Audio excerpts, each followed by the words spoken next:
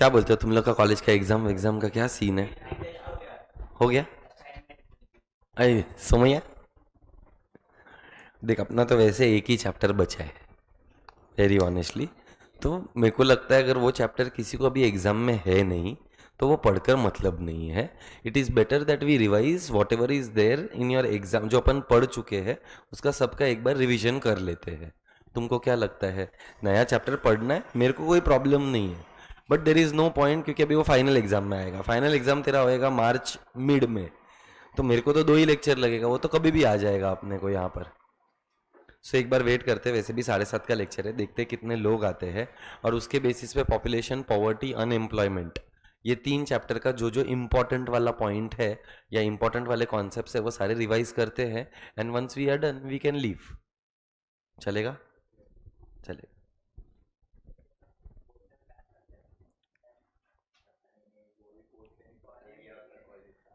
पर ठीक है ना, देख पॉपुलेशन, पॉवर्टी, अनएम्प्लॉयमेंट तो रहेगा ही, चाहे कोई भी कॉलेज हो। ये 3 चैप्टर तो फॉर श्योर रहने वाला है। तो अपन इन 3 चैप्टर का जो भी इंपॉर्टेंट पॉइंट्स है वो रिवाइज करते हैं। अच्छा, किसी का कोई लेक्चर मिस हो गया रहेगा जब अपन वहाँ पर थे, कुछ प्रॉब्लम हुआ रहेगा सब, मुझे देखो इकोनॉमिक रिफॉर्म्स वाला चैप्टर अभी वो बहुत ट्रिकी चैप्टर है, अपना हुआ पढ़ के बहुत अच्छे से, पर वो चैप्टर में अगर कोई डाउट रहेगा तो अपन डाउट सॉल्विंग कर सकते हैं। अभी जैसे कि तू तो मोस्टली सब लेक्चर आया है, पर कोई रहेगा, कुछ जन लोग होते हैं जो कभी कभी नहीं आते हैं। हाँ हाँ हाँ, बरोबर बरोबर। हाँ, तो इन केस तेरे को कोई डाउट रहेगा, तुझे कुछ नहीं समझा रहेगा, अपन वो सारी चीज़ों को कवर करके जितना पढ़ चुके हैं उसको एटलीस्ट कंसोलिडेट करते हैं।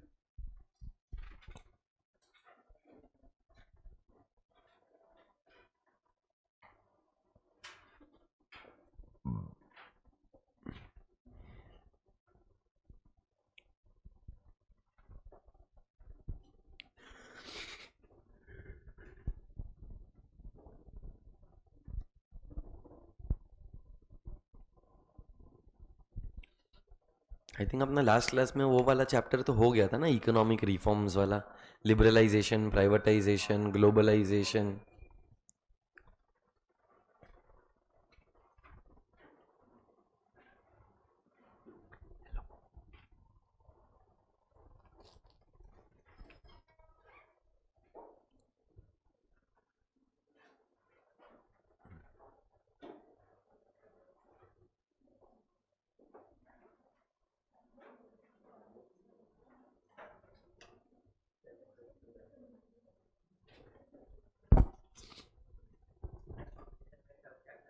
इसमें से एक भी नहीं है। तेरा रियल इकोनॉमिक्स का foundation will start from 12th standard. So इसमें से जो जो चीज़ों का मैंने थोड़ा बहुत नोट्स तुम लोगों को लिखवाया था, जैसे कि डेफिनेशंस 4 पहले चैप्टर में जो था, वो पहला चैप्टर है ना, वो बेस है, वो चाहे 11th हो, चाहे 12th हो, चाहे तेरा फाउंडेशन हो, सब में वहाँ का कुछ ना कुछ रेफरेंस तो आएगा ही आएगा, for sure, without a doubt. उसके बाद तुझे याद रहेगा तो मैंने एक एफ डी आई और एक एफ आई आई का एक डिस्टिंग्विश बिटवीन लिखवाया था, वो तेरा फाउंडेशन का पार्ट है। और जो एल पी जी अपन पढ़ रहे हैं, लिबरलाइजेशन, प्राइवेटाइजेशन, ग्लोबलाइजेशन, ये तेरे फाउंडेशन का पार्ट में आएगा। बट यहाँ पर जो तू पढ़ रहा है वो बहुत ही नॉमिनल है, फाउंडेशन में जो तू पढ़ेगा वो थोड़ा एक्सटेंसिव है। इसके अलावा कुछ भी नहीं है अपने फाउंडेशन में। पर चैप्टर नंबर 1 जो है ना, उसको बहुत अच्छे तरीके से प्रिपेयर करो, क्योंकि उसके अंदर फैक्टर्स ऑफ प्रोडक्शन करके कुछ तो था, land, labour, capital, entrepreneur. Land का अभी नॉर्मल आदमी क्या सोचेगा, land land is a piece of on the surface of the earth, but वो नहीं है। Land is anything which is on, above, below the surface. It should be a natural resource. तो ये जो कॉन्सेप्चुअल डिटेलिंग है वो तेरे को पढ़ना पड़ेगा। फिर वो 4 डेफिनेशन पढ़ाया था मैंने तुमको, एक अर्थशास्त्र वाला, मतलब कौटिल्य का, फिर एक था एडम स्मिथ का, फिर एक था लायनल रॉबिन्स, अल्फ्रेड मार्शल, और एक और मैंने पढ़ाया था पॉल सैमुअलसन का। तो ये सारे डेफिनेशंस तुम्हारा ऑलमोस्ट फर्स्ट चैप्टर है सीए फाउंडेशन का। सो चैप्टर नंबर 1 जो एफ आई जे सी का है ना, उसको तू एक लाइन भी मिस नहीं कर सकता, इतना इंपॉर्टेंट है। उसका हर एक लाइन, हर एक वर्ड कहीं ना कहीं, कभी ना कभी हम लोग इस्तेमाल करेंगे करेंगे करेंगे। जैसे कि एक आंसर था, what are the concepts in micro economics, what are the concepts in macro economics, what is national income. Twelfth में नेशनल इनकम पूरा एक चैप्टर है। तू समझा मैं क्या बोल रहा है? तो वो अगर तेरे को पता ही नहीं है कि नेशनल इनकम सिंपल लैंग्वेज में क्या है, तो पूरा चैप्टर समझने में डिफिकल्टी होएगा। सो तुम्हारा चैप्टर नंबर 1 तुमको एग्जाम में हो या ना हो, यू शुड एंश्योर कि तू कॉन्सेप्चुअली चैप्टर नंबर 1 में अलग लेवल पर चल रहा है। जैसे कि अगर मैं किसी को पूछेगा what is economic growth, what is economic growth, utter nonsense, total बकवास। Please explain what is economic growth. बस वही तो।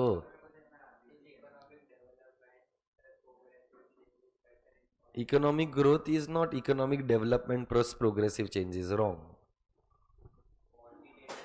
वो बात तेरा सही है, पर मेरे को अभी भी मीनिंग नहीं समझा। सो इसीलिए मैं तेरे को बोल रहा हूँ ना कि अगर तुझे what is economic growth, what is economic development नहीं आता है, तो तेरा 12 सीए फाउंडेशन दोनों में लगे। सो अपन ने लिखवाया है, मैंने तुम लोगों को नोट्स में लिखवाया है that economic growth is the rise in output. और जो तू बोल रहा है ना, वो एक्चुअली फॉर्मूला थोड़ा रिवर्स करना है। Economic development is equal to economic growth plus progressive changes in the economy, which is economic welfare. तो ये इकोनॉमिक ग्रोथ तो भाई, मैं देखो क्या बताऊं, मतलब अगर तू मेरे को पूछेगा, इकोनॉमिक ग्रोथ वाला जो कॉन्सेप्ट है, it is not for your 11th-12th foundation, it is for your life. Why? Because तू कभी भी कोई भी न्यूज चैनल देखेगा, कभी भी कुछ आर्टिकल पढ़ेगा, ये इतना कॉमन वर्ड है इकोनॉमिक ग्रोथ कि तुझे उसका मीनिंग पता होना जरूरी है। सो ऐसे बहुत सारे कॉन्सेप्ट्स है जो तेरे को चैप्टर नंबर 1 में एकदम सिंसियरली अंदर घुसना पड़ेगा। तो नेक्स्ट टाइम के लिए ऐसा चाहिए ना, तो अपन एक काम करते हैं, for the next lecture you come revised with entire chapter number 1। तेरे को ऐसा लगता है कि तुझे आता है, let me B very honest with you. तो मैं देखो सच बता, देख वो, क्योंकि बाकी सब में तो कॉन्सेप्ट है ही किधर। तू मुझे बता, पॉपुलेशन, पॉवर्टी, अनएम्प्लॉयमेंट में कोई कॉन्सेप्ट थोड़ी है। वो तो सिर्फ एक जनरल नॉलेज वाला फीचर है कि बर्थ रेट क्या होता है। अभी birth rate is a concept, तुझे पता होना चाहिए बर्थ रेट क्या है। Death rate is a concept, तुझे पता होना चाहिए कि क्या है। बट अदर देन दैट अगर तू सोचेगा ना, तो बहुत ही नॉमिनल चीजें हैं जो तेरे 11th स्टैंडर्ड में कॉन्सेप्चुअल है। 12th पूरा उल्टा है। 12th में 70% कॉन्सेप्ट है, 30% रट्टा है। जबकि यहां पर अगर तू मेरे को पूछेगा तो 20% ही है जो कॉन्सेप्ट है, बाकी का 80% is information, general knowledge. It is something which is, जिसको मैं बोलता हूं एज रीड वंस कैटेगरी। एक बार पढ़ हो जाएगा।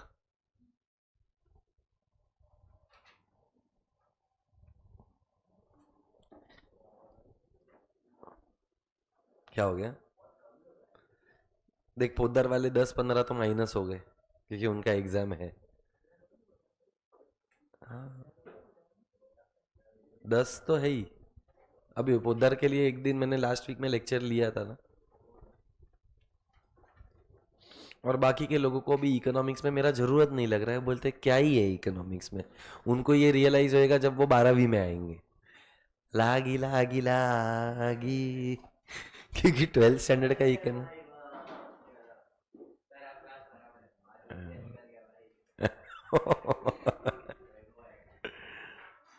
क्यों रे वैभव, ऐसा तेरे साथ क्या करता है?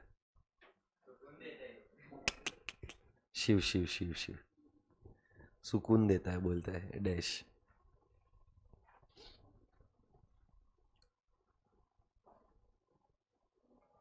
ऊपर से कल बहुत सारे शाणे लोगों ने ना मीता मैम को मैसेज डाला था, मैम कल सर नया चैप्टर पढ़ाने वाले हैं कि रिवीजन करवाने वाले हैं?" तो मीता मैडम ने शायद बोल दिया कि रिवीजन करवाने वाले हैं। तो उस चक्कर में लोगों को लगा दत्त तेरी माँ, क्या ही करेगा बैठकर। ले तेरा तो अभी और 11 बजे तक लेक्चर निकल गया, छोटू भी आ गया।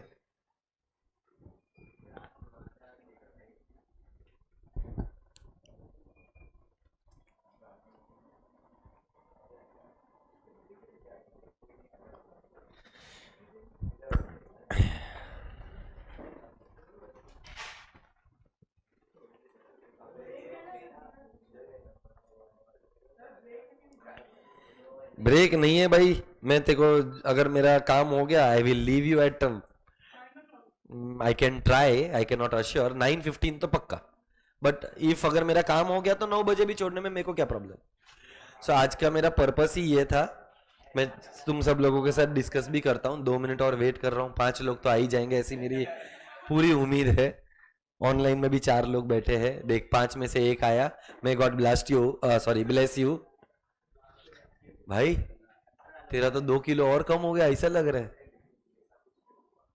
दुबला लग रहा है भाई, गाल वाल अंदर चले गए, पेट भी अंदर चला गया है, तो ला थोड़ा मुंह माया मेरे को भी दे।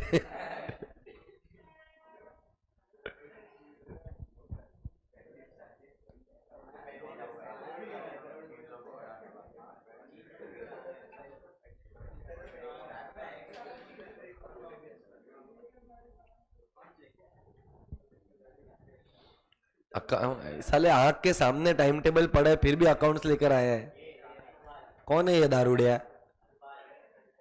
इसके लिए पहले लेक्चर के अंदर आया, फिर बोला ये तो प्रीतेश सर है, इनका क्या करूं, वापस बाहर गया, फिर बाहर आकर देखता आई सका आज तो प्रीतेश सर गई है, फिर वापस अंदर आया वो। हाँ बोल बोल बोल बोल।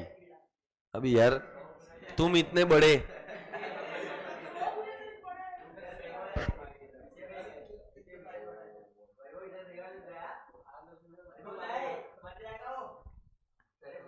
कौन वैभव के कीड़ा,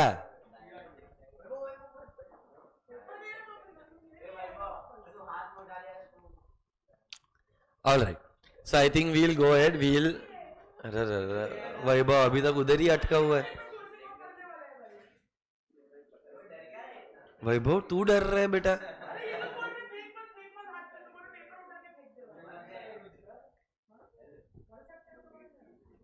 चलो बाहर फेंक दे भाई, कहीं जाने दे। हाँ कंट्रोल कंट्रोल। सो मेरा सिंस मेजोरिटी ऑफ जितने को आना था आ गए रहेंगे, अब मुश्किल है, आएंगे 5-7 लोग अभी भी, डोंबिवली कल्याण वाले अगर कोई आने वाला रहेगा तो वो लेट ही आएगा। देखो जैसे कि एक जन तो आई ही है, सो लाइट बंद कर दो। ए नहीं नहीं छी, तेरे इरादे अच्छे नहीं लग रहे मेरे को। कौन सा वाला लाइट बंद यहाँ, नहीं नहीं सारे मेरे को नींद आएगा पागल। ए ये फर्स्ट वाला तेरे इतना एक तो चालू रहा इतना गावात तुझा, ये ऐसा क्या। अरे ऐसा पिक्चर तो समझ में, इधर मेरे को एक तो ये नहीं समझ रहा है जागा कौन है सोया कौन है। चल ठीक है बैठ, आगे जगह किधर है। चलो सो भाई लोग देखो, as a matter of fact we are just left with one more chapter in the entire syllabus which I am planning not to do right now because nobody has it in their exams. कोई है क्या जिसके exam में वो chapter है? कभी है? अबे तो गाना गाऊं तेरे लिए, फूलों की लाशों। अबे साले ए अप्रैल में एग्जाम है बेटा, वो तो किसी ना किसी का कभी ना कभी तो होने ही वाला है। So what you have to appear in April doesn't make sense to be studied in the first week of February, and that is the reason why I was planning to revise whatever are important concepts of आओ इधर थोड़ी जगह है बेटा, आजा किया, ये जिसका भी हाइट छोटा है सब लोग आ जाओ।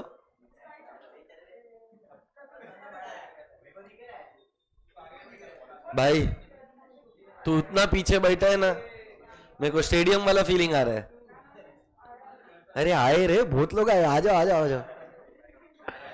हर्ष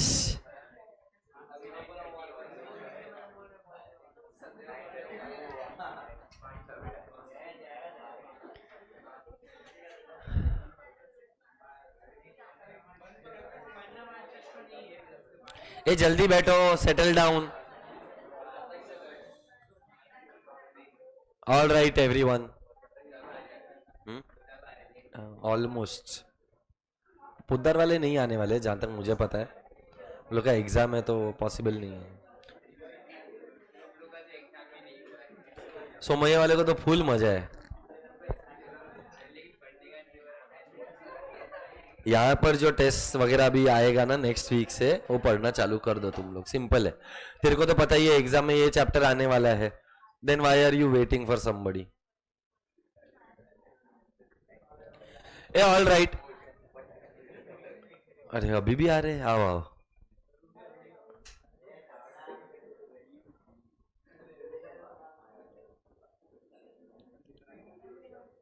bye bye bye bye bye bye.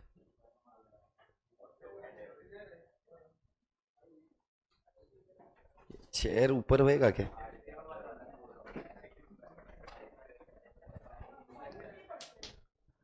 All right, अरे ऑल राइट बोलता हूँ वैसे ही कोई आता है, आओ आओ। अभी मैं बोलेगा ही नहीं। चिचा वैसे लेक्चर 7:30 का था।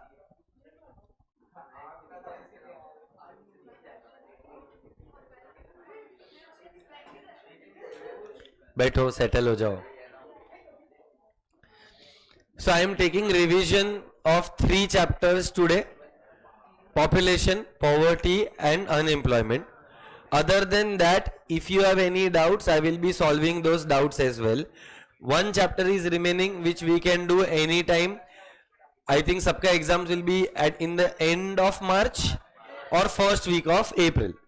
First week of April तो नहीं रहेगा, third और fourth week of March में रहेगा your exams. So we will try to complete it during that period of time. Let's not enforce it on you. चलो everyone, all right. So बेटा population के अंदर हम लोग ने एक concept पढ़ा था जिसका नाम था Malthusian theory. I want to know whether you recollect that Malthusian theory or not. जिसको आता है वो लोग बोलो, जिसको नहीं आता है वो सुन के रिवीजन ले लो। So माल्थुस ने क्या थियरी दिया था? सो कहना ऐसे, माल्थुसियन थियरी में 2 कॉन्सेप्ट थे। एक का नाम था कौन सा? Supply, food supply. और दूसरे का नाम क्या है? ये क्या हो गया ऐसे कहावत? कहना ऐसे, इट वाज द पॉपुलेशन का growth. What did Malthus do? Basically he compared the food का supply with the population का growth. तो according to Malthus food का supply जो है वो geometric progression था कि arithmetic progression? पहले तो ये क्लैरिटी होना चाहिए कि arithmetic progression क्या होता है, geometric क्या होता है और दोनों के बीच का डिफरेंस क्या होता है। Everybody, what is an arithmetic mean? 1 का 2, 2 का 3, 3 का।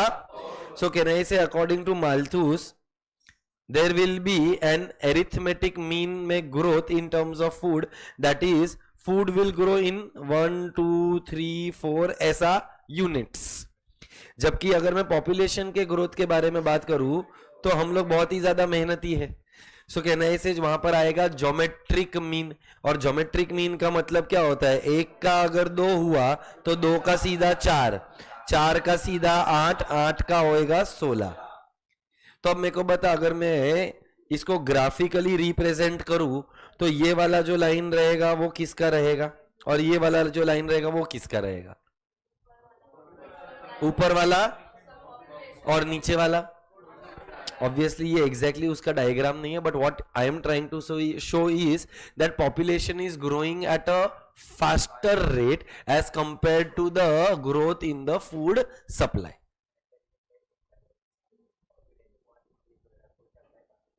करेक्ट है। सो इम्बैलेंस होएगा। अभी 2 पॉसिबिलिटी है। देख, पॉसिबिलिटी नंबर 1 क्या है कि पॉपुलेशन कम है।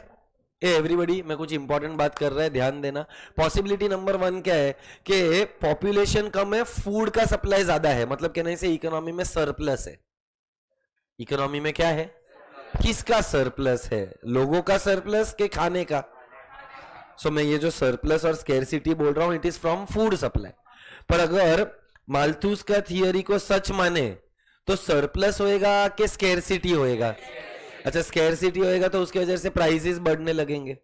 तो ये उसने एक थियरी तो बनाया, उसने एक प्रॉब्लम बताया कि इस तरीके से अगर इकोनॉमी के अंदर पॉपुलेशन बढ़ता जाएगा और फूड का सप्लाई में एरिथमेटिक मीन रहेगा तो स्केर्सिटी आएगा। तो इसके लिए उसने कुछ तो चेक्स दिए। क्या blank cheque, bearer cheque, cross cheque? तो केनई से उसने 2 चेक दिया। कौन सा 2 चेक दिया? एक था नेचुरल चेक, ए हाँ के ना, और चेक का स्पेलिंग CHECK है, CHEUQUE, वो अकाउंट्स वाला चेक नहीं है। और दूसरा जो चेक था उसका नाम क्या था? प्रिवेंटिव। चलो मेरे को बताओ दोनों के अंदर फर्क क्या है, और क्या बोला था नेचुरल चेक के अंदर और प्रिवेंटिव चेक के अंदर?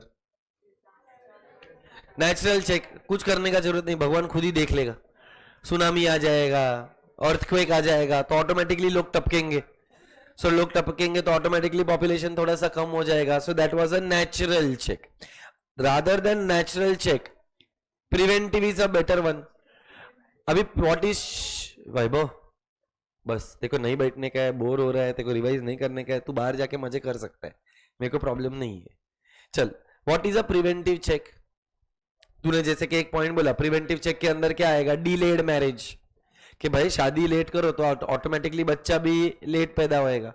फिर और क्या आएगा? खुद से ही बच्चा पैदा नहीं करना जब तक आप फाइनेंशियली सिक्योर ना हो। आज क्या होता है, कुछ कुछ लोगों का शादी 20 में हो जाता है, बच्चा 21 में आ जाता है। मेरे ही बहुत सारे फ्रेंड्स हैं who have got, if there are Marwaris in the class, so Marwaris का क्या है, बहुत सारे ऐसे लोग हैं, मतलब आई एम श्योर तुम लोग शायद ऐसा नहीं करोगे, पर अगर आज 21 की साल उम्र में ही अगर एक बच्चा आ गया तो देयर इज अ पॉसिबिलिटी कि 25 की उम्र में एक और आएगा और 27 की उम्र में तीसरा आएगा। मेरा शादी ही 30 की उम्र में हुआ है, तो अगर शादी लेट होएगा तो बच्चा ऑटोमेटिकली लेट होएगा। दूसरा, मैंने तब तक शादी नहीं किया जब तक मुझे लगा कि मैं फाइनेंशियली स्टेबल नहीं है। सो प्रिवेंटिव चेक्स ऐसे होते हैं जहां पर आप सेल्फ कंट्रोल करते हैं कि भाई बच्चा पैदा नहीं करना है। Are we clear with that? So बेटा एक कॉन्सेप्ट था जिसका मैंने रिवीजन करवाया, जिसका नाम क्या था, कौन सा थियरी? Malthusian theory. अब इसी के अंदर एक और कॉन्सेप्ट है जिसका नाम था by the name of theory of demographic transition. कुछ रिएक्शन ही नहीं आया है, इसका मतलब ये लोगों को याद भी है कि नहीं है वो भी नहीं मालूम है मेरे को। सो बेटा एक छोटा सा थियरी था जिसका नाम था थियरी ऑफ विच ट्रांजिशन? चलो, डेमोग्राफिक ट्रांजिशन में कितने स्टेजेस है? डेमोग्राफिक ट्रांजिशन किसके बारे में बात करता है? सो 2 सवाल है। पहला, it talks about what? Absolutely correct. So can I say demographic transition talks about the birth rate and the death rate. इसके अलावा demographic transition के अंदर कितने stages है? There are 3 stages. What are the 3 stages? Stage 1, 2 and 3. Simple है। Stage 1 में क्या होता है? हाय हाय लो लो, ये स्टेज कौन सा? लो लो वाला।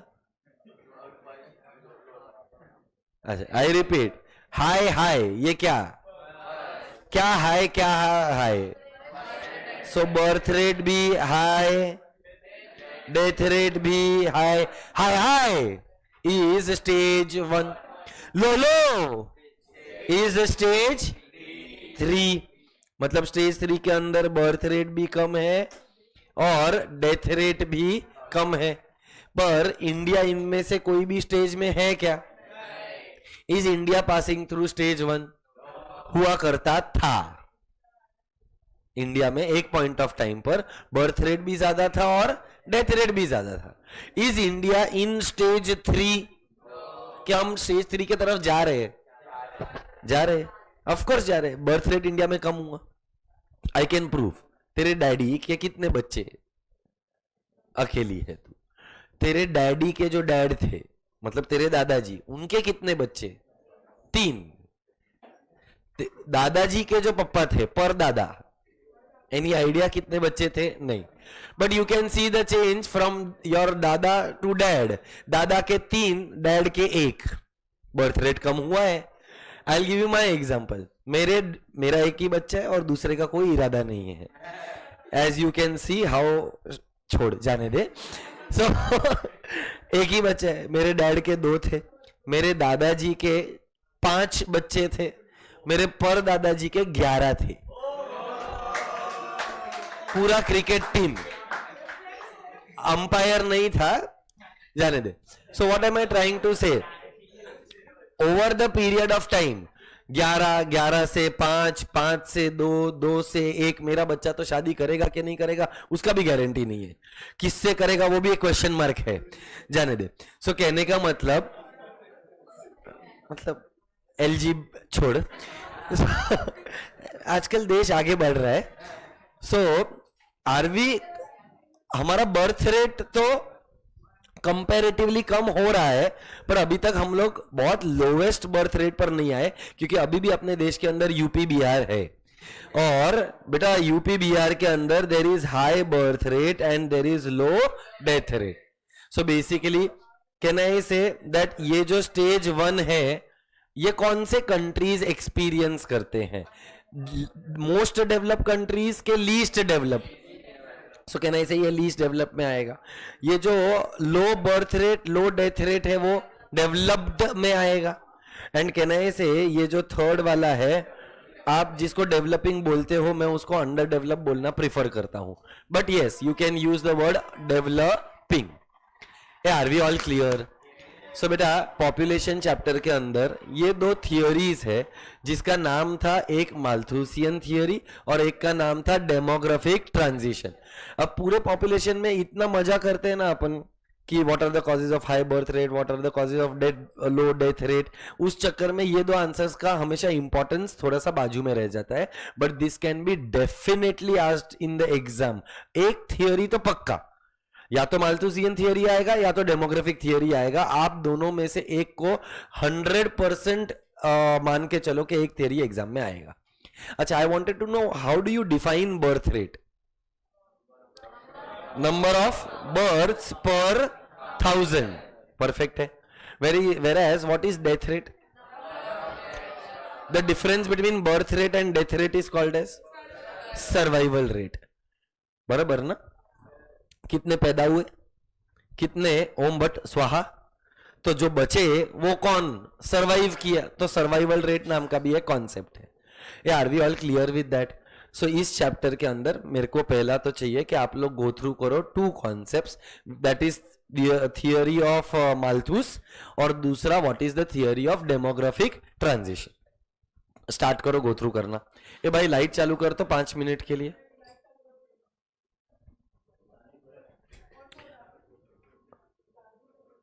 हाँ देखो, वो फर्स्ट वाला लाइट सिर्फ बंद करना है ना तो कर दे, फर्स्ट बटन नहीं, वो वाला नहीं, यहां से फर्स्ट वाला, हाँ ये वाला, सो दैट स्क्रीन पर जिसको भी देखना है वो देख पाएगा। You have 10 minutes, 5 minutes for each theory. You can let me know if you have any doubts.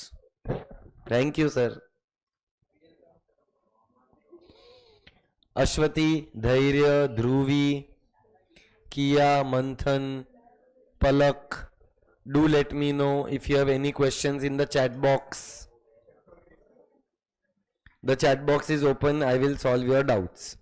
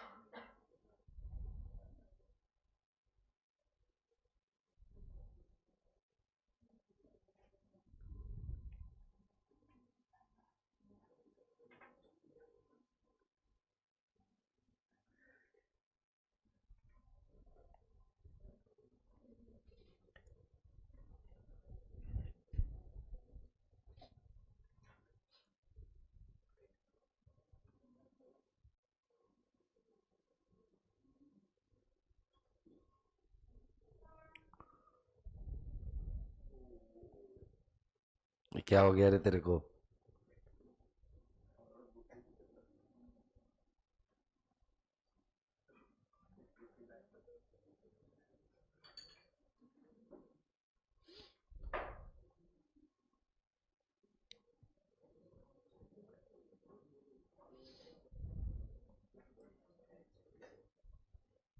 Poddar का एग्जाम्स कब खत्म हो रहा है? 5th 6th को ही खत्म हो रहा है? अरे चालू आज हो रहा है, कल कैसा खत्म होएगा? 2 दिन में कैसा हो सकता है रे? आज कौन सा डेट है? 3rd है, 4th है? Okay, so 3rd 4th and 5th is the exam, right?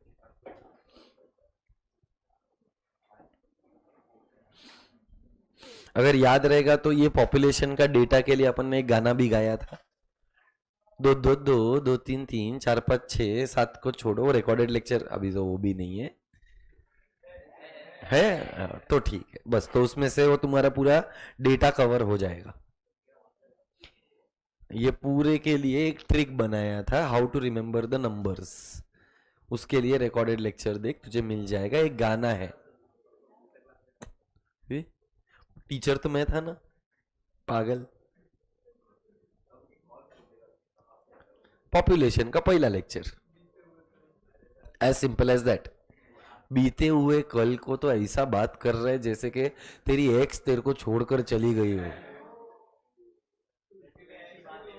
और तेरे शक्ल पर एक पैसे का गम दिख तो नहीं रहा मेरे को।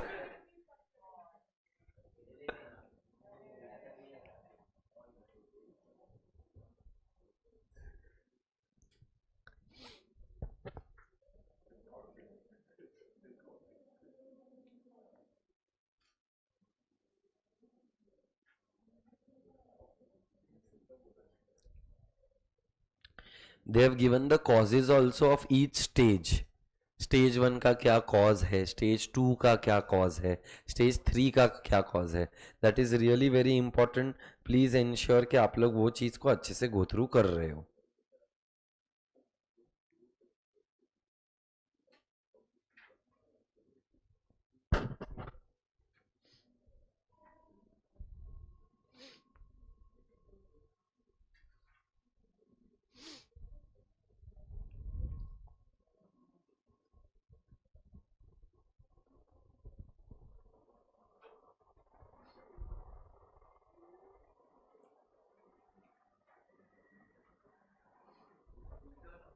क्या हो गया?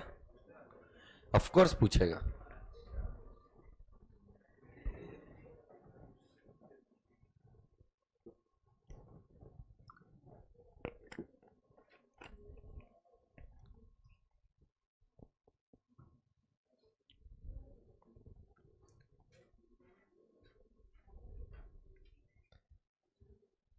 तू कौन से कॉलेज में? एमसीसी में तो if I am not wrong इनमें से एक क्वेश्चन आया था, demographic transition, right? So as I told you, one question is a sure shot.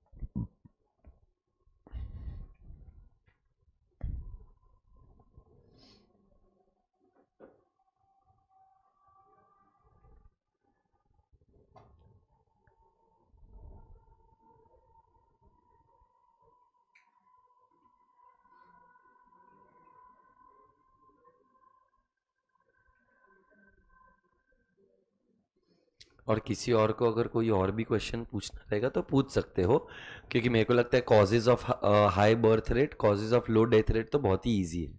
इन दोनों को कंबाइन कर देंगे तो बन जाएगा पॉपुलेशन एक्सप्लोजन। सो ये 3 स्टेज में से पॉपुलेशन एक्सप्लोजन वाला स्टेज कौन सा है? सेकेंड स्टेज, जहां पर बर्थ रेट ज्यादा है, डेथ रेट कम है, तो पॉपुलेशन एक्सप्लोड होता है। तो मुझे लगता है बाकी के सारे आंसर्स आपके हो भी गए रहेंगे। लोग जनरली ये 2 आंसर को निग्लेक्ट करते हैं। Last 5 minutes.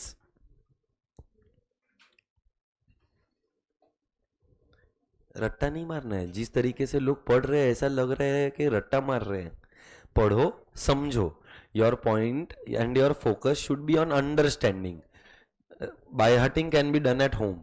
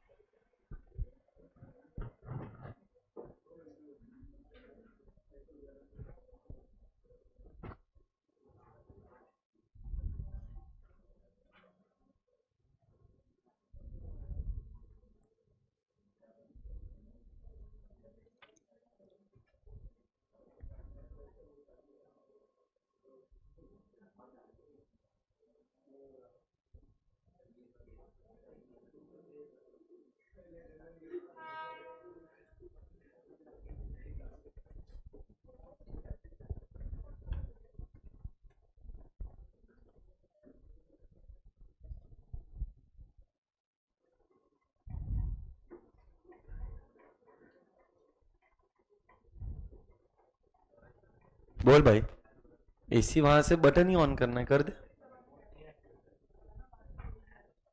Switch on the button. बंद किसने किया? नहीं, मैंने ही चालू किया था आकर सबसे पहले, क्योंकि वो वाला भी बंद था, तो फिर मैंने जब नहीं चालू किया, वो हो ही नहीं रहा वो। देख, अभी चालू था, अभी बंद किया तूने। मैं बोला तो सही, मैं आकर सबसे पहले एसी चालू किया मैं, पर इसका रिमोट नहीं है आई थिंक। आएगा आएगा बेटा। अभी लाइट तो है, पर कौन से मोड पर है वो नहीं पता है तुझे। कहाँ से करूँ, रिमोट ही नहीं है।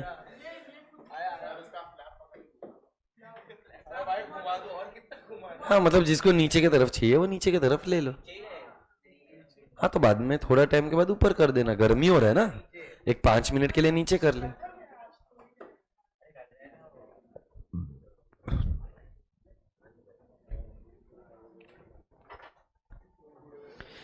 एक क्वेश्चन था मेरे को, which year is called as the year of great divide? 1921। Why is it called as the year of great divide? Because population had declined. So before that it was rising, after that also it was rising, but only in the year of 1921 the population had fallen down, because of which we call it as the year of great divide. Year याद रखो, reason याद रखो। Population had fallen down from 23.2 crores to 23.1 crores, if I'm not wrong. Okay, 25.2 से 25.1, सो 10 लाख से population कम हो गया था।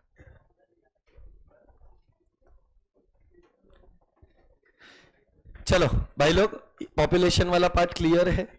Do you want me to go through any of the answers? एक सेकंड टेक्स्ट बुक दे, मैं एक बार बोलता हूं, तुम लोग बताओ अगर तुमको इसमें किसी में हेल्प चाहिए तो। देख, next answer that we have is what are the causes of birth rate, clear है ये?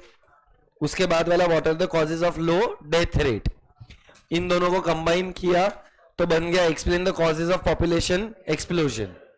ये सब कॉजेज थे, तो कॉजेज से आता है मेजर्स।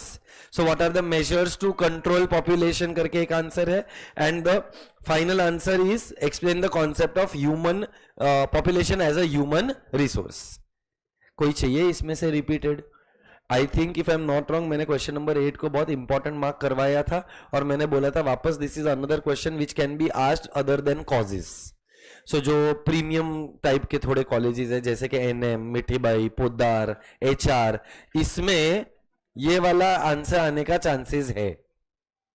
सो भैया नॉर्मल कॉलेज है, मस्त मजा करने का, कैंटीन में जाने का, मैगी खाने का, मजानी लाइफ। इसमें किसी को डाउट नहीं है? करेक्ट। बढ़ू आगे, नेक्स्ट चैप्टर पर जाते हैं, उसका रिवीजन करते हैं। चल, नेक्स्ट वाला जो कॉन्सेप्ट है, if I am not wrong, is unemployment. चलो तुम लोग मेरे को बताओ ना, मेरे को तो अनएम्प्लॉयमेंट का डेफिनेशन ही याद नहीं है। बेरोजगार, बस वो तेरे जैसा ही है। आयचा गावात तुझ्या, हिंदी में अनुवारण किया तू सिर्फ, निचड़। बेरोजगार कौन होता है? क्या तू बेरोजगार है?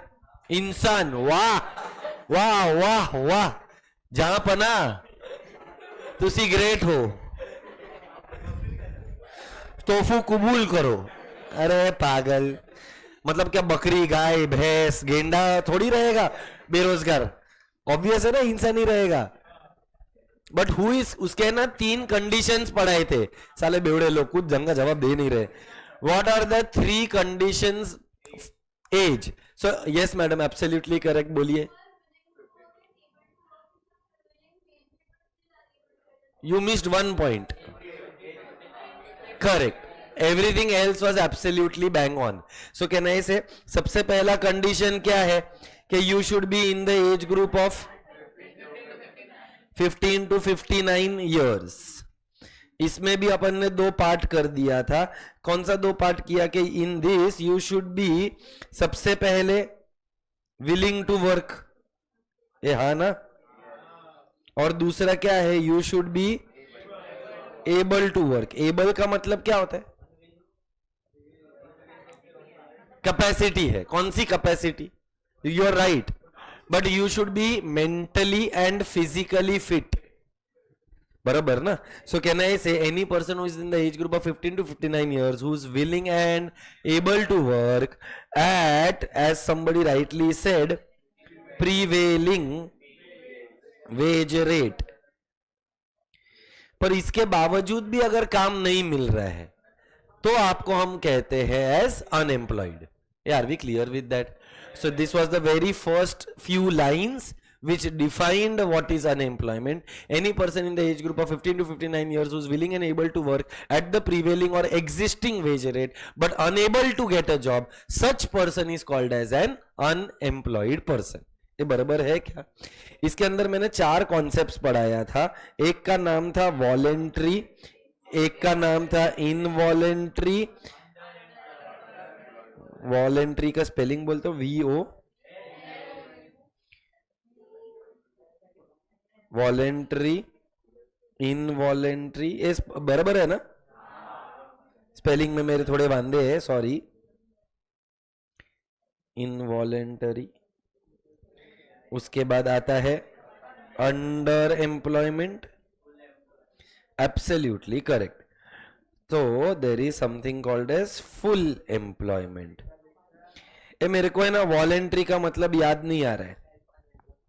सेल्फ अनएम्प्लॉयमेंट, ये थोड़ा नया टर्म है. ऐसा मतलब तू जो बोला मैं समझ गया. सेल्फ अनएम्प्लॉयमेंट एक्चुअली एक वर्ड होता है सेल्फ एम्प्लॉयमेंट. भाई ने नया वर्ड का प्रजात किया है, सेल्फ अनएम्प्लॉयमेंट. सो वॉलेंट्री मतलब मैं काम करना नहीं चाहता इसीलिए मुझे काम मिल नहीं रहा है, इसको हम बोलते हैं voluntary. But there is no word called as self unemployment. So self unemployment को अपन इकोनॉमिक्स की भाषा में क्या बोलते हैं? वॉलेंट्री. फिर इनवॉलेंट्री का मतलब मुझे काम करना है पर मुझे काम मिल रहा नहीं है. फिर व्हाट इज अंडर एम्प्लॉयमेंट? अपने पोटेंशियल या अपने कैपेसिटी से कम काम करना. So I am able to work for 8 hours a day. How many hours a day? But I get work only for 4 hours a day. Fully employed के under employed? An engineer getting a job of a clerk. मेरा qualification क्या है? Engineer. मेरा नहीं है, example. हाँ. So I am qualified to be an engineer, but what kind of a work am I doing? is a clerk का काम. तो मैं फुल्ली एम्प्लॉयड है कि अंडर एम्प्लॉयड है? सो अपने कैपेसिटी से, अपने पोटेंशियल से जब कोई कम काम करता है तो हम उसको बोलते हैं as under employment. Oh, you can say that partially, not completely. जाने दे, वहां पर अलग ही तरीके के कांड चल रहे थे. थोड़ा सा ये लेक्चर के बात कर सकते हैं ना. मतलब why do you want to do it in between? तू आजा बाहर, अपन मस्त फुर्सत में डिस्कस करते हैं.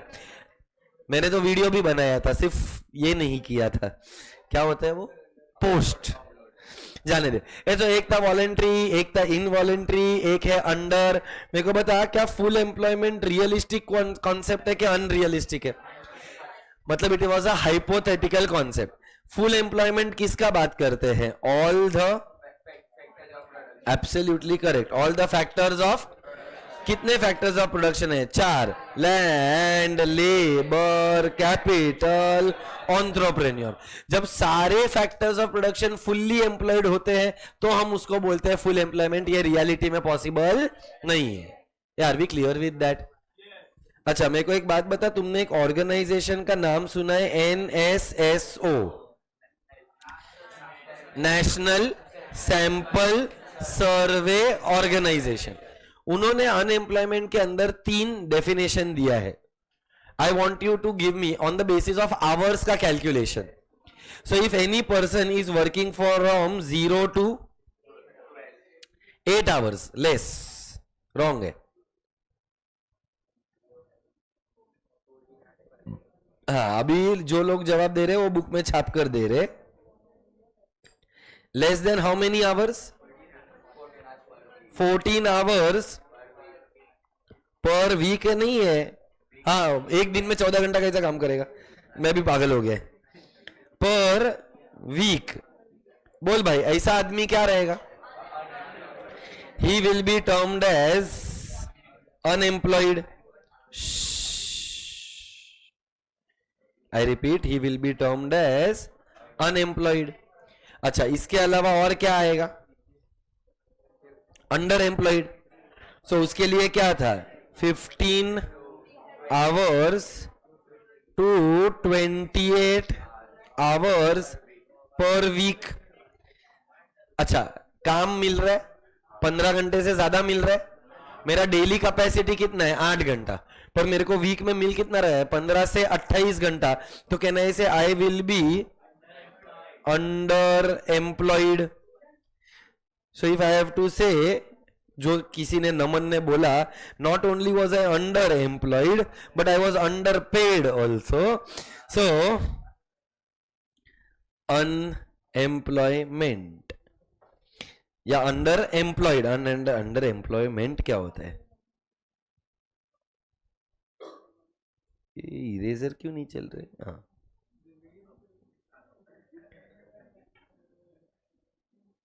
चलो अभी मेरे को बता, if I am able to work for how many hours a day? 8 hours a day for 273 days, then in such a situation I am considered as employed. अब ये जो डेफिनेशन है ना, ये बहुत सारे लोगों को याद ही नहीं रहता है, बिकॉज तुम्हारा पूरा फोकस किस पे है? On the types of unemployment.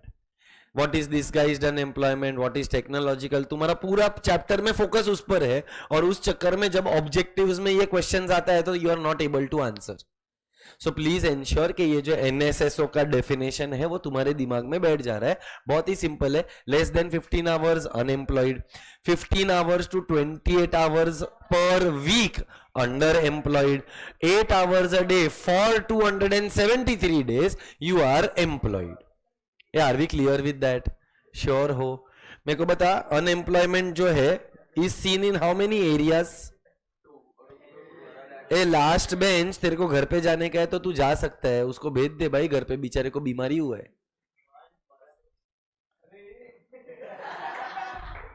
जागो मोहन प्यारे, जागो। जा सकता है बेटा घर पे अगर तुझे आता है तो। चल, a unemployment is seen in how many areas? 2, 1 is rural, 1 is, बेटा रूरल एरिया में 2 कैटेगरी था। कौन सा 2 कैटेगरी था? एक का नाम था सीजनल, एक का नाम था डिसगाइज्ड। अर्बन के अंदर भी 2 ही कैटेगरी है, एक इंडस्ट्रियल और एक एजुकेटेड। एजुकेटेड है पर अनएम्प्लॉयड है। पर इंडस्ट्रियल के अंदर अगर याद रहेगा तो it was further divided into 4 more categories. One was by the name of technological, फिर साइक्लिकल, गलत है जो बेवड़ा इंडस्ट्रियल बोला, इंडस्ट्रियल में इंडस्ट्रियल, एक का नाम था स्ट्रक्चरल और एक का नाम था फ्रिक्शनल। बराबर है क्या? हाँ बेटा। सो अब इसमें से लोगों को सीजनल तो आता है, डिसगाइज्ड मेरे को कोई एक्सप्लेन करो। What do you mean by disguised unemployment?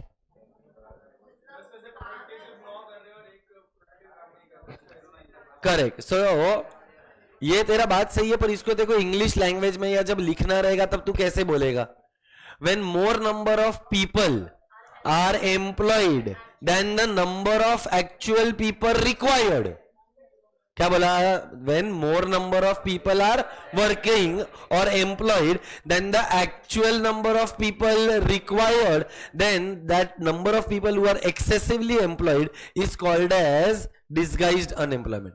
अगर तुमने नोट्स लिखा रहेगा तो मैंने तुमको एक एग्जाम्पल लिखवाया है फार्मर वाला, तो अगर यहां पर वापस लिखना रहेगा तो मैं यहां पर लिखा था लेबरर, और लेबरर का मैंने लिखा था टीपी और एमपी, टीपी का मतलब था टोटल प्रोडक्ट, एमपी का मतलब था मार्जिनल प्रोडक्ट। ये बराबर क्या? अच्छा, अभी जब भी लेबरर का बात करते हैं तो जैसे जैसे लेबरर बढ़ेगा वैसे वैसे आउटपुट बढ़ेगा, ये हाँ के ना? सो जीरो लेबरर पर आउटपुट भी zero.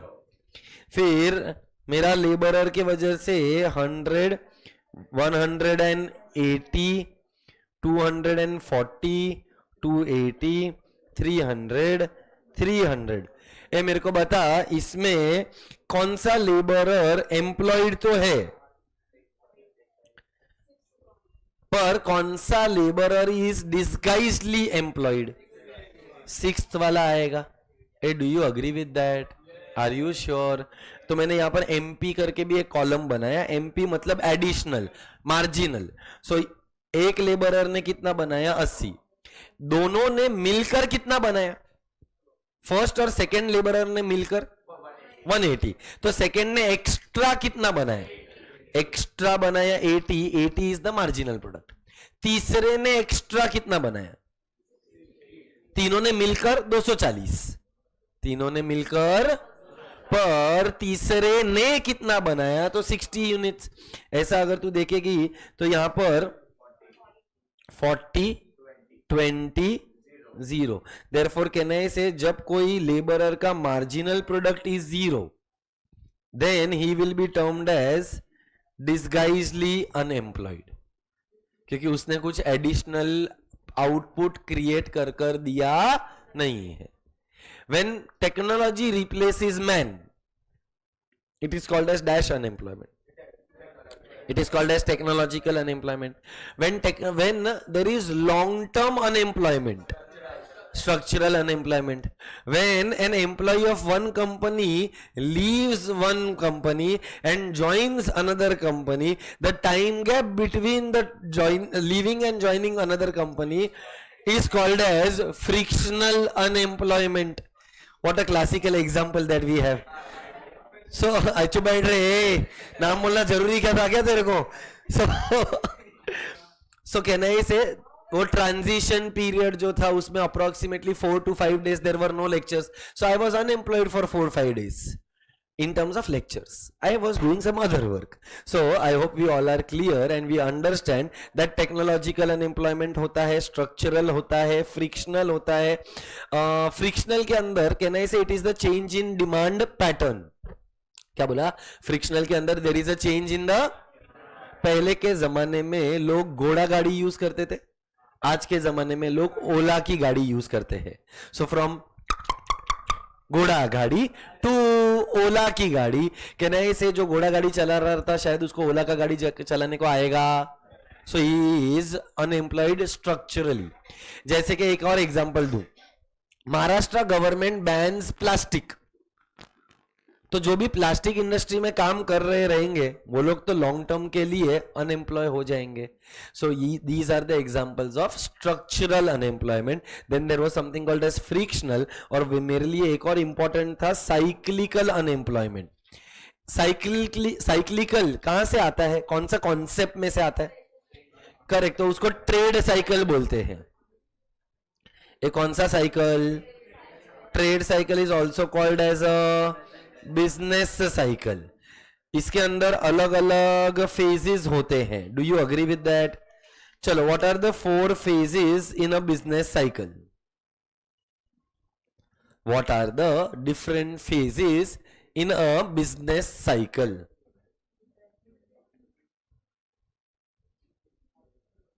Ups and downs. Perfect है. कहना है से अप्स को हम बोलते हैं इन्फ्लेशन, बट इकोनॉमिक्स की भाषा ऑर्डिनरी के एक्स्ट्रा ऑर्डिनरी है. एक्स्ट्रा ऑर्डिनरी में क्या बोलने का? एक्सपांशन. माउंटेन का टॉप मोस्ट पॉइंट को क्या बोलते हैं? पीक. सो तू ऐसा normal ordinary language highest point. Economics extra ordinary क्या बोलता है? पीक. फिर डाउन्स. डाउन को ट्रफ डायरेक्ट नहीं, इसको हम लोग बोलते हैं कॉन्ट्रैक्शन.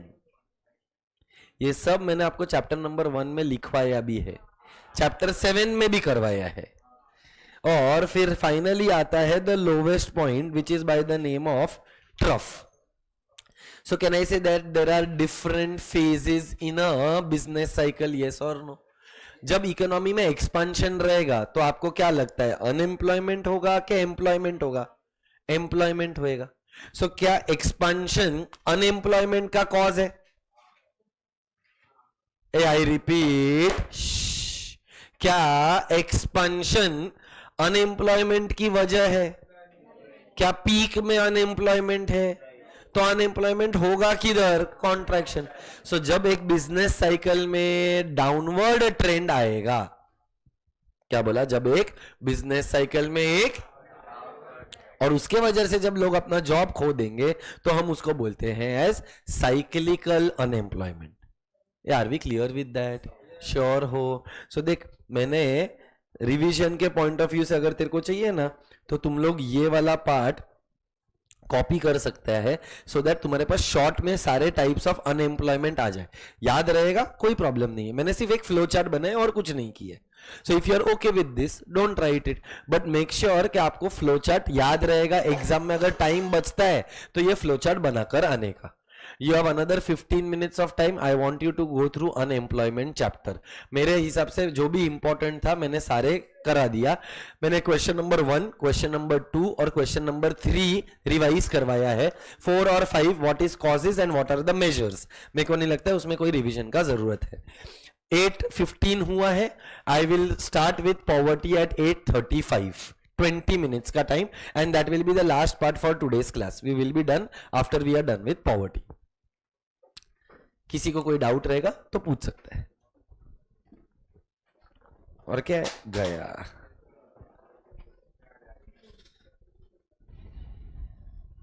किसी को नहीं पढ़ने का है, you can keep your head down. शांति से करो, खुद डिस्टर्ब हो मत और दूसरों को डिस्टर्ब करो मत.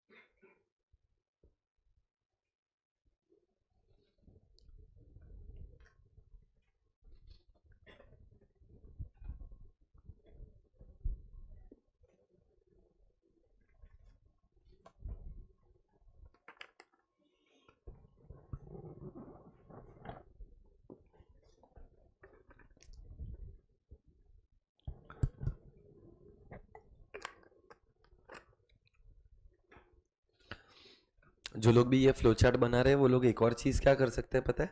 हर एक के नीचे उसका एक एग्जाम्पल लिख देने का. थोड़ा जगह छोड़ दो, घर पे जाके एग्जाम्पल लिख लो, तो तेरा पूरा क्वेश्चन नंबर 2 और क्वेश्चन नंबर 3 एक फ्लो चार्ट में ही हो जाएगा. Just one line about each of the types of unemployment, so that you will have the clarity.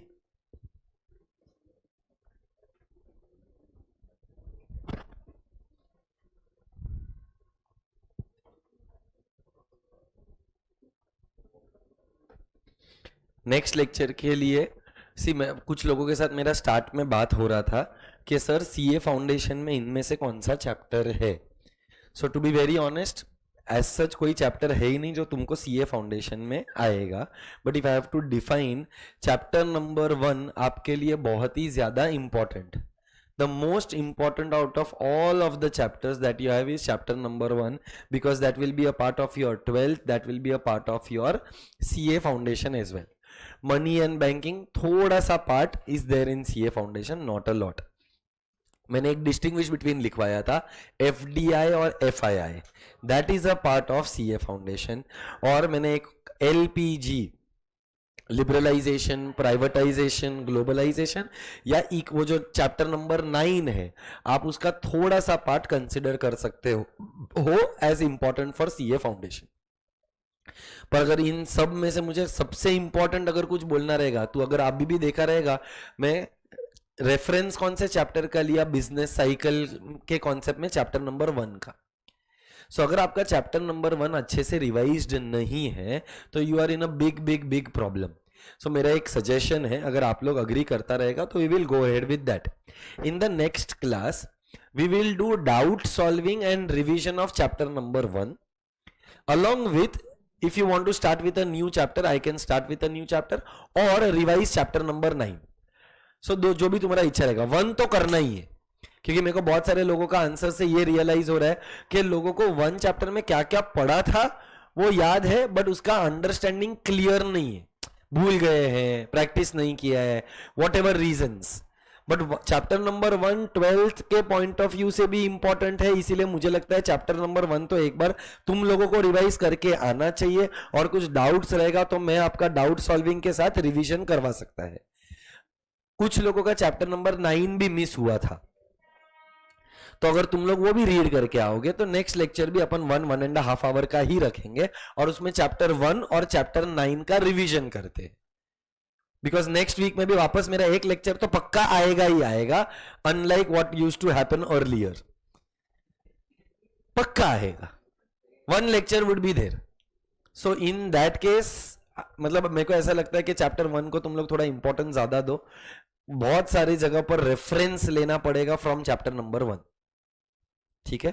So I hope I am one last time clarifying it out which are the topics which are important from 12th and CA foundation.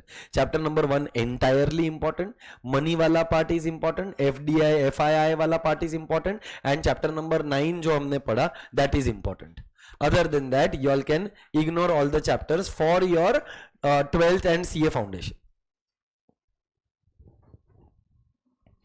ये discussion पहले सिर्फ 5 लोगों के साथ हुआ, so I thought that I should give this information to everybody who is present in the class.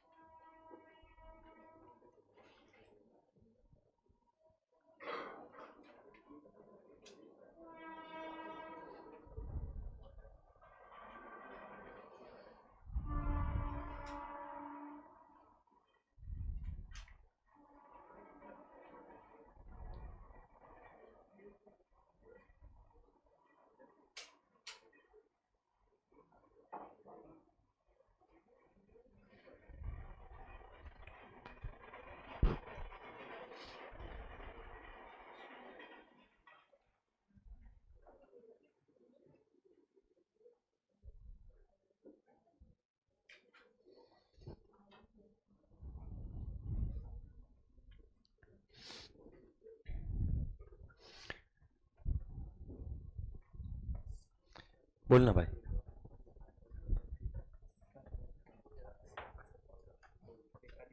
Sorry, parcel पैसा. हाँ हाँ,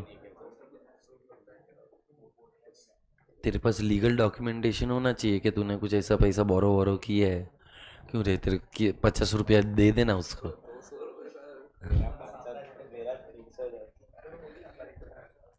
ये भगवान, ये चिंदी.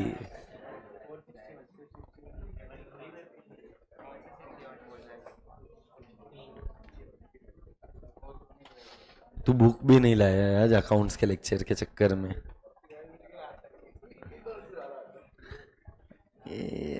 नमन से तो ज्यादा ही आता रहेगा इसका, ये पता नहीं मेरे को. ऐसा है क्या? ये इससे भी गया गुजरे. हे भगवान, कैसा है भाई? बुक नहीं लाई हुई बेटा. हो लगाओ चू चू चूना लगाओ, चूना बोल रहा हूँ.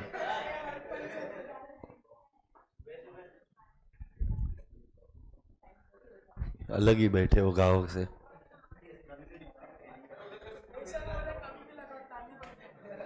क्या है ना, मेरे को भी इधर से ही सुनाई दिया. वैभव बुक किधर है? अच्छा, दोनों गरीब. किसको दिया अभी तू बता।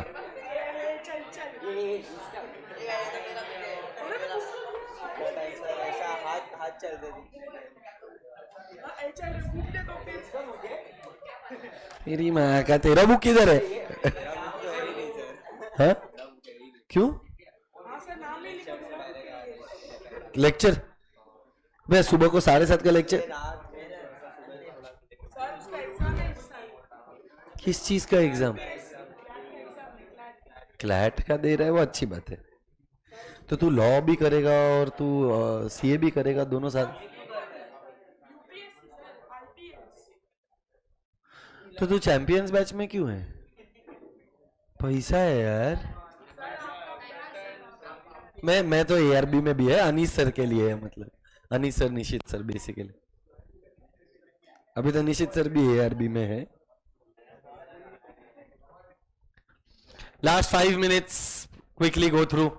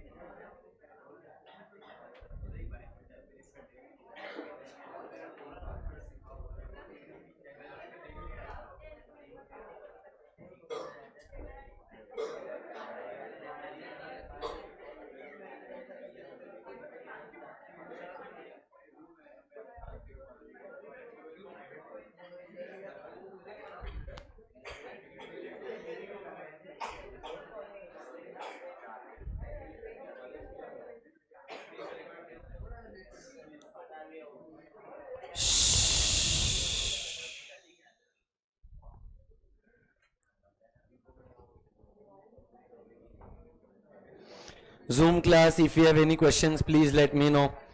Palak, Swayam, Dhruvi, Dhairya, Manthan, Ashwathi, Kia, Benzema. Benzema?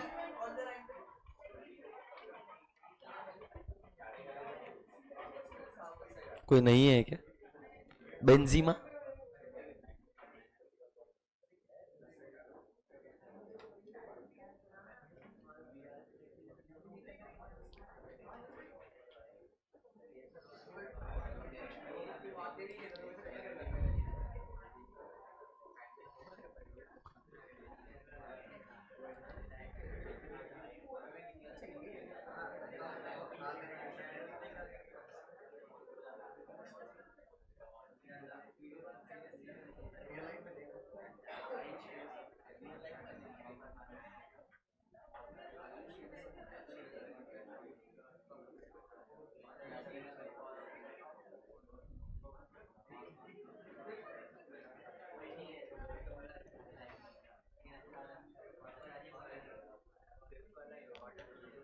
Fifth वाला मैंने जैसे कि तुम लोग को पहले ही बोला था, तुमको जनरल मेजर्स तो आना ही चाहिए, और जो स्पेसिफिक मेजर्स है उसमें से 4-5 अपन को ऐसे ही याद हो गए थे, जैसे कि स्वर्ण जयंती।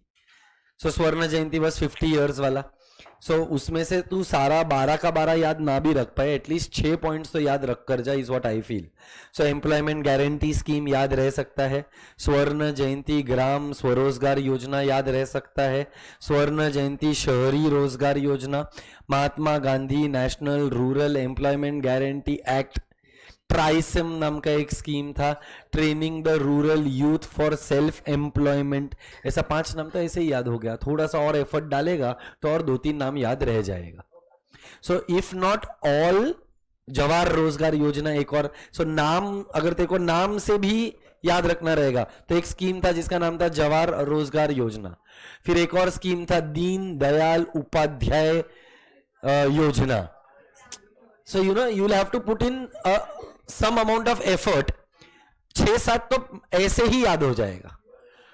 So तू बिना उस आंसर को ड्रॉप करके मत जा, क्योंकि कोई कोई कॉलेजेस के अंदर they can ask you that question, और अगर तू बाकी का सब पढ़कर जा रहा है तो तू ये एक आंसर ऑप्शन में छोड़ के जा सकता है. But for that your preparation has to be such कि मेरे को और कोई भी क्वेश्चन पूछ ले पूरे सिलेबस में से, मुझे वो आना चाहिए. क्योंकि सपोज कर दो ऐसे आंसर्स आ गए और वो दोनों ही तूने ऑप्शन में छोड़ दिया, तो दोनों नहीं लिख पाएगा, तो तेरे को पूरा 8 मार्क्स या 4 मार्क्स गया.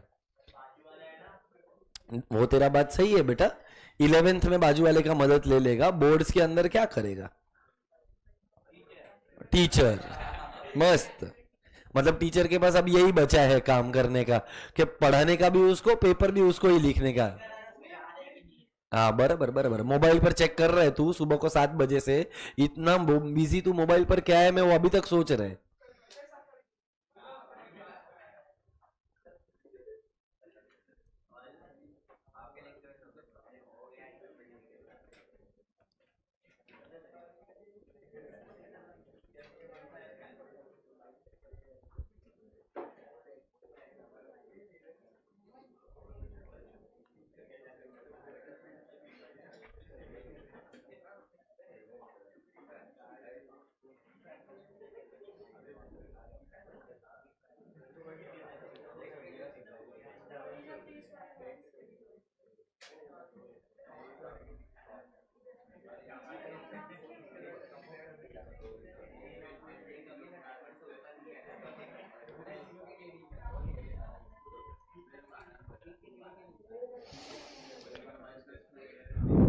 Done.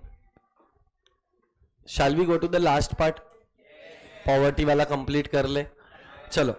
जनरल अभी पॉवर्टी का मतलब कोई बेवड़ा बोलेगा गरीब. हाँ देखा, निच्चड़ आदमी. सो बेटा गरीबी हटाओ कि गरीबों को हटाओ? गरीबों को हटाओ. सो सबसे पहला, what is poverty? It is the lack of finance. Wrong. Lack of basic needs. What is lack of basic needs? Basic needs में क्या क्या आता है? Food, clothing. So when a person is not even able to satisfy the basic needs of his life, like food, clothing and shelter, then such a person is called as poor person. And यहाँ पर एक concept पढ़ा था जिसका नाम था poverty line. याद है क्या? चलो मेरे को बता, पॉवर्टी लाइन जो है वो कैसा डिफाइन किया है? How is the poverty line defined?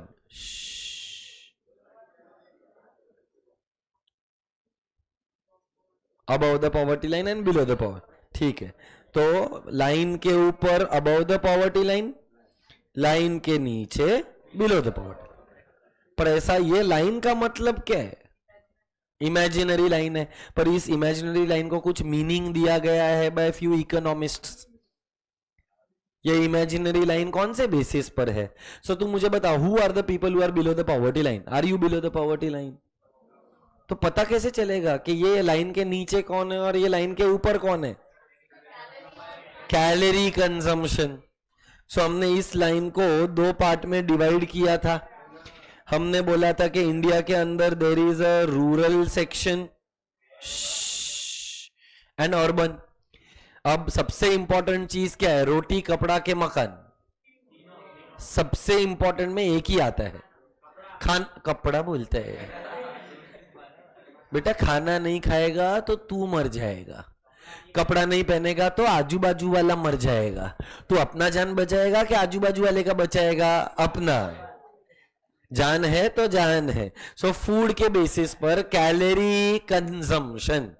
Rural areas में कितना कैलोरीज था? 2400 कैलोरीज, जबकि अर्बन एरियाज में it is 2100 calories.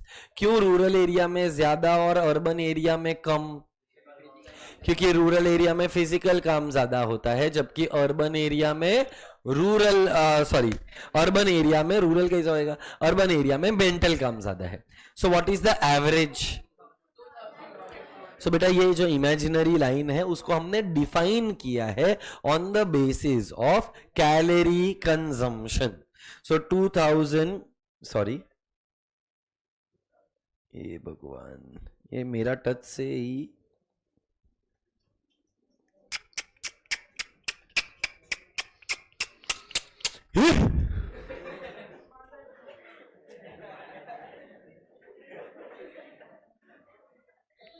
2250 calories.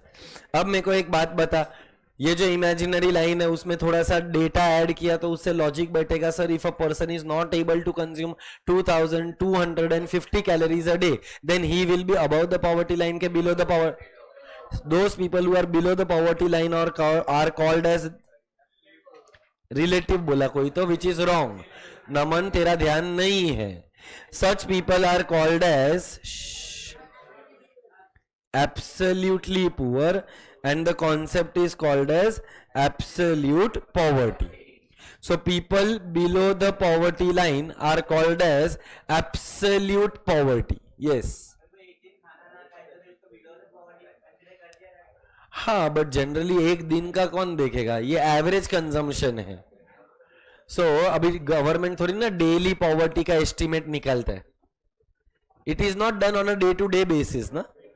So on an average daily 2250 calorie.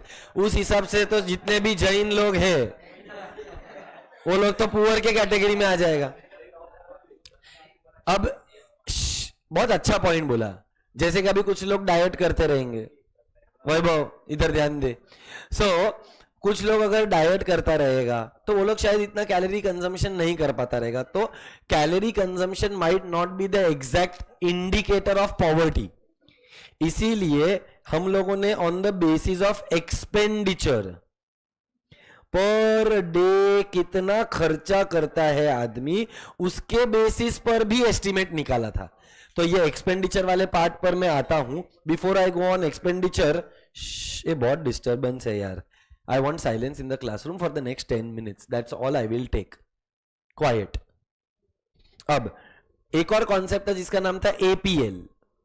APL. So above the poverty line के अंदर can I say there will be a category called as poor. Then there will be a category called as lower middle class. Then there will be a category called as upper middle class भी होता है आज के date में. So I am writing down upper middle class. Then there will be rich. मतलब if I have to say ultra rich तो उसको HNI बोलते हैं, high net worth individuals. But इतना काफी है. कहना ऐसे कि ये जो कॉन्सेप्ट है इसको हम लोग बोलते हैं एज रिलेटिव पॉवर्टी. ये कौन सा पॉवर्टी? रिलेटिव पॉवर्टी का मतलब क्या होता है? It is in comparison. If I compare myself with a beggar then who is rich who is poor? ये आधा जवाब देकर तूने मुझे भिखारी बना दिया. सो कहना है इसे optimistically I am richer, he is poor, but you never know, few beggars are richer than what I am. So I have seen a few stories जहां पर वो लोगों के पास अंधेरी में 3 BHK का घर है, एक भिखारी के पास 3 BHK का घर. तो तू सोच भिखारी कौन? मैं. So anyway, if I compare myself with Ambani, Ambani के सामने मैं भंबानी. मतलब can I say that Ambani is rich and I am poor. But if Ambani compares himself with Tesla का ओनर कौन है? Elon Musk. Then Ambani would be considered as poor in comparison to Elon Musk. So जब भी comparative analysis होता है तो हम उसको बोलते हैं relative. यार भी क्लियर?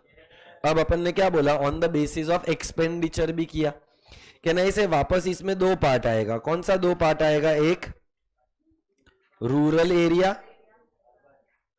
और एक अर्बन एरिया. रूरल एरिया में 32 रुपीज पर डे, तो भाई as you rightly said sir, अगर पूरा एक दिन खाना नहीं खाया तो क्या वो पॉवर्टी के एस्टीमेट में आ जाएगा? तो वो एक हिंड्रेंस था, तो अपन ने एक नया तरीका निकाला कि चलो कैलोरी कंजम्पशन नहीं ना, तो खर्चे के बेसिस पर बात करते हैं। अब बता, अगर तू पूरा दिन खाना नहीं भी खाएगा तो भी 32 रुपए से तो ज्यादा दिन का खर्च ही लेगा। कैसे? क्या खर्चा सिर्फ खाने पर होता है? आज तेरा सिंपल सा एग्जांपल लेता हूं, देखो आज ये क्लास में आने के लिए 50 रुपए का खर्चा लगा है, 25 रुपया रिक्शा का आने का, 25 रुपया रिक्शा में जाने का। हाँ, पापा ने दिया पर खर्चा तो हुआ ना। सो 32 रुपीज पर डे, इसका मतलब कहना है it will be 972 rupees per month. So अगर पूरे महीने के अंदर तू 972 रुपीज से कम स्पेंड कर रहा है तो you are below the poverty line in rural area. इतना क्या सोच रहे हैं? एक दिन का 32, एक महीने का 972। सो अगर तू गांव में रहता है और तेरा गांव में एक्सपेंडिचर 972 रुपीज से कम हो रहा है तो you are considered as absolutely poor. 972 से ज्यादा हो रहा है तो यू आर रिलेटिवली पुअर। क्या हो गया? 31 डेज।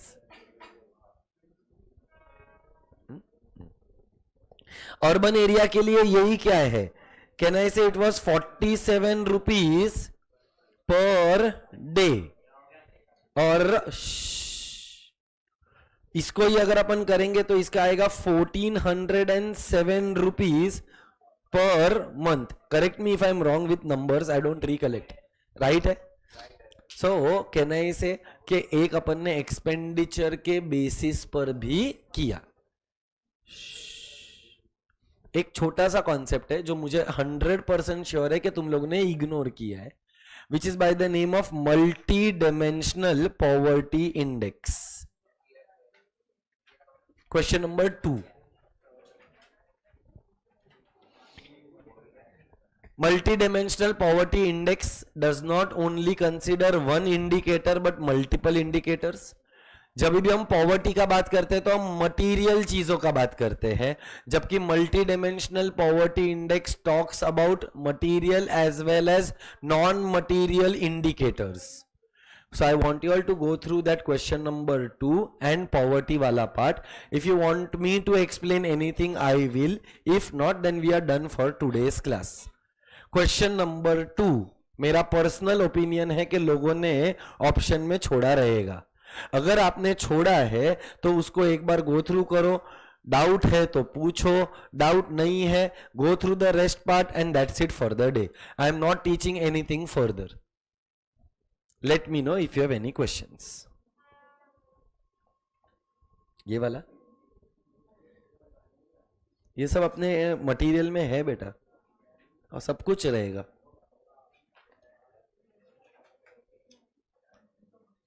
ये जो चार्ट है ये देख, ये अर्बन और रूरल में खर्चा कितना है उसका है।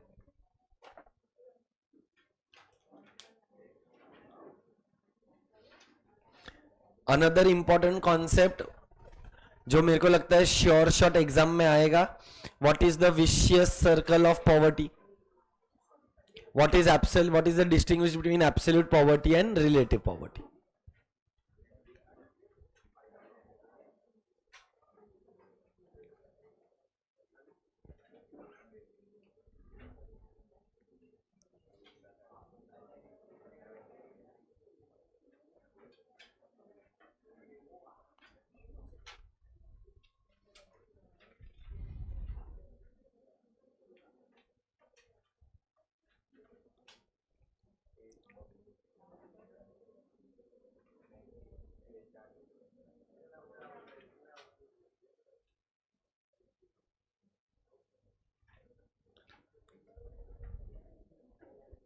सो वो जो ऊपर वाला डायग्राम है किया है ना, ये नहीं है काव्या, ऊपर वाला diagram is on the basis of calorie consumption.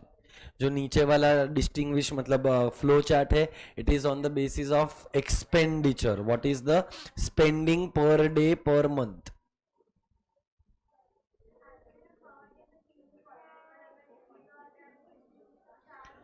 देख, अगर 3 भी लिखा आइडियलिस्टिकली कोई प्रॉब्लम नहीं है, क्योंकि उसमें अपने पास दिया ही 3 है।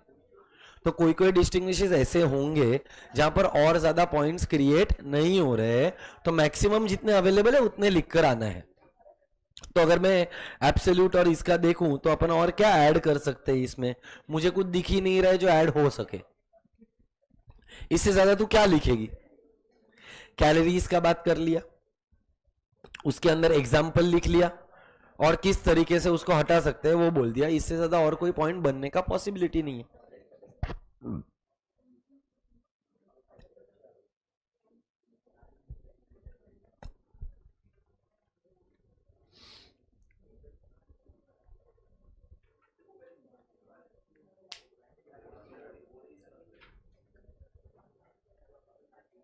तुम लोग में से कितने लोगों ने पिकनिक का पैसा भरा था? भर दिया? वापस मिला कि नहीं मिला? मिल गया ना? सो कोई है नहीं ना जिसका पैसा अटका है? किधर? अरे वो तेरे फ्रेंड के साथ छोड़ दे। किसी का भी नहीं है पैसा? अगर अपन यहाँ पर प्लान करेंगे तो जाना है कहीं पर? How many of you all will be interested? अच्छा, लेट्स टेक अ काउंट। मतलब अभी तक मुझे पता नहीं है, आई कैन जस्ट शेयर। अरे तेरी भैंस की, परसों के लेक्चर में, हाँ वो बात भी है, पर फिलहाल जितने हैं उसमें से पता चले ना। After exams he, may be in second year, कब है मुझे नहीं पता, मैं तो ऐसे ही एस्टिमेट ले रहा हूं just to know if you are interested to go for a picnic और नॉट। ए स्टे वे नहीं होएगा भाई, तेरी भैंस की पूछ, स्टे का है का स्टे? पैसा तो लेगा ना रे, फ्री में कौन लेकर जाए? इधर भी पढ़ाने का पैसा नहीं लेने का, पिकनिक भी फ्री में लेकर जाने का, गजब आदमी है तू। तो अगर वाटर पार्क गए तो कितने लोग आएंगे? हर जगह आएंगे बोलते हैं। अराउंड 15-20 लोग हैं, मतलब 40-50 लोग आएंगे। चलो अनीस सर को प्रपोजल डालते हैं। किधर? स्टे यार, आज के डेट में एक लड़का और एक लड़की सिर्फ दोस्त नहीं होते हैं।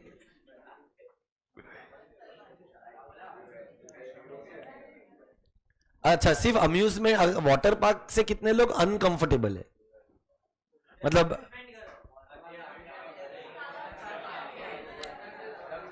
क्या? अम्यूजमेंट में you are in, but water park में यू आर आउट, वो देखना पड़ेगा। ठीक है।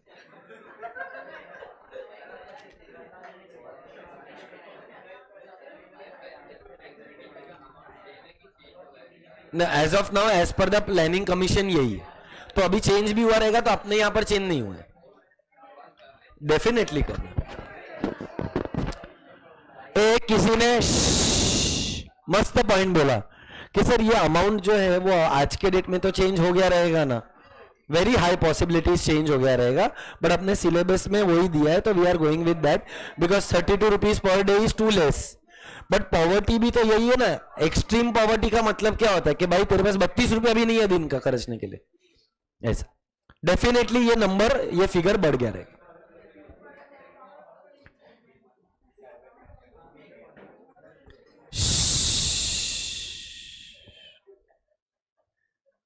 शिरीष, तेरा पिकनिक का पैसा जितना उससे लेने का है उसको बोलना मेरा तू भरेगा। कभी नहीं है तू, कितने दिन नहीं है। हाँ, तो we are not planning in this week. आज 4 तारीख है, 10 तारीख तक बेटा प्लानिंग करने को भी टाइम लगता है। So I think it will be in the second और the third week of February. Exams भी खत्म हो जाएगा लोगों का, और ये वीक का प्लानिंग ऑलरेडी आ चुका है, तो लेक्चर कैंसिल नहीं होएगा until unless someone is unwell.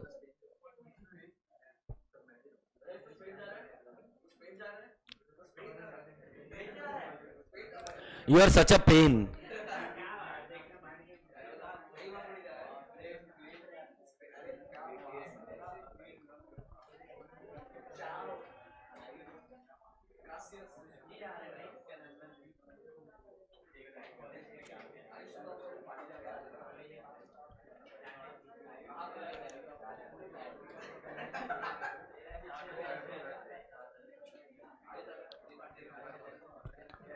Sirish.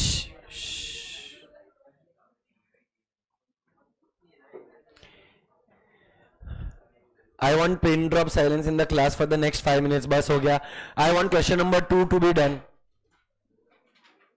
Multi dimensional poverty index 2 ही है ना.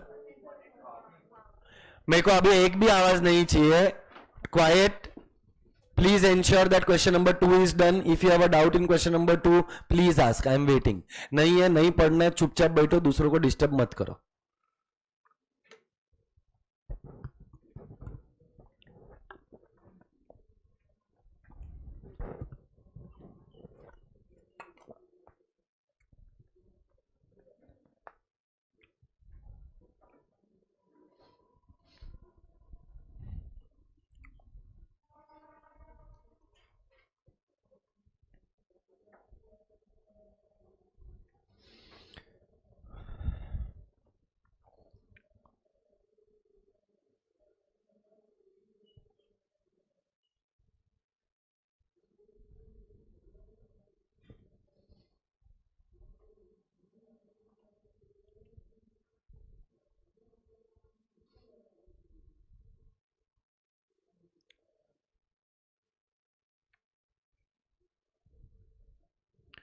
एक पॉइंट है जिसके अंदर लोग ने मटेरियल में क्या आता है और नॉन मटेरियल में क्या आता है वो दिया है, वो इम्पोर्टेंट है.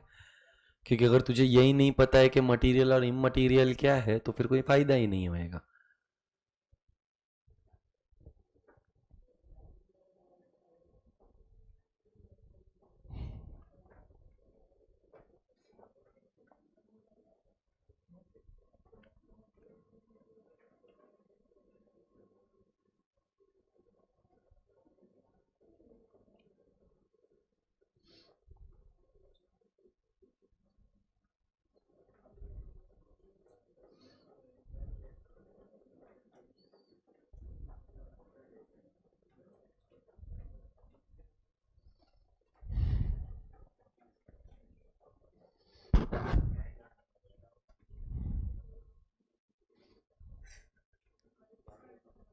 अनीस सर का है कल.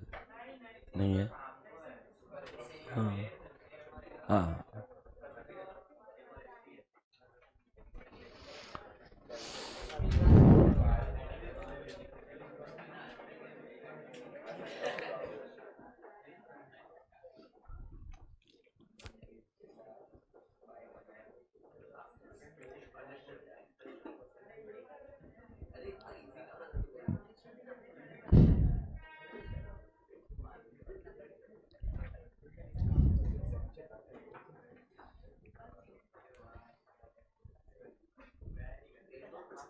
जी नहीं.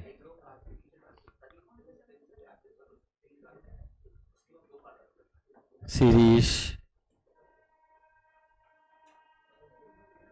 आई होप मेरा इंस्ट्रक्शन एक बार में क्लियर है. अगली बार मेरे को मजबूर मत कर कि मैं तेरी बजाऊं. Quite means quite.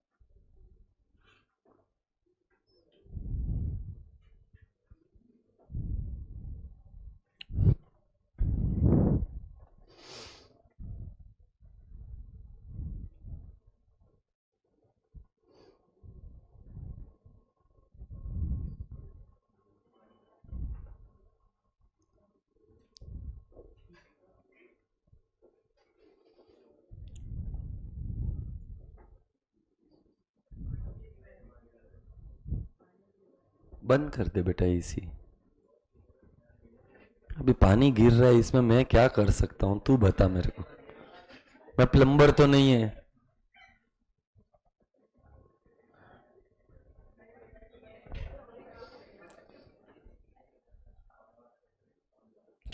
So in today's class we have tried to complete 3 concepts: population, unemployment and poverty. I hope we are clear. बेटा एक रिक्वेस्ट है मेरा, नेक्स्ट लेक्चर के लिए आई will B doubt solving for chapter number 1. मैं अभी भी बता रहा, the most important topic is chapter number 1, जहां पर आपका 12th और सीए फाउंडेशन का पढ़ाई है. Am I clear with that? So that's it for today. Thank you so much. Please like, share, subscribe, comment, hit the bell icon. Bye bye.